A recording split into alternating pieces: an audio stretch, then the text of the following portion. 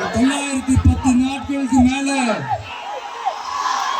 உங்க மண்ணுக்காக போராடிட்டு இருக்கீங்க.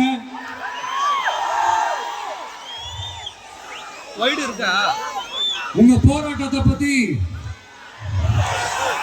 ராகுல் ஒரு பையன், சின்ன பையன் பேசுறதை நான் கேட்டேன். அந்த குழந்தையோட பேச்சு மனசு ஏதோ செஞ்சிருச்சு. உடனே உங்க எல்லாரையும் பார்க்கணும்னு தோணுச்சு, உங்க எல்லாரையும் கூட பேசி ஆகணும்னு தோணுச்சு. உங்க எல்லாரும் கூட நான் நிப்பேன், நீ தொடர்ந்து நிப்பேன் சொல்லணும்னு தோணுச்சு.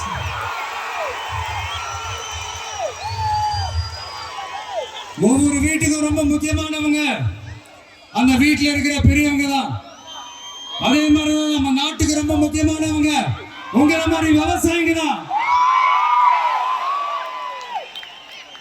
அதனால உங்கள மாதிரி விவசாயிகளோட காலடி மண்ணை தொட்டு கும்பிட்டுதான்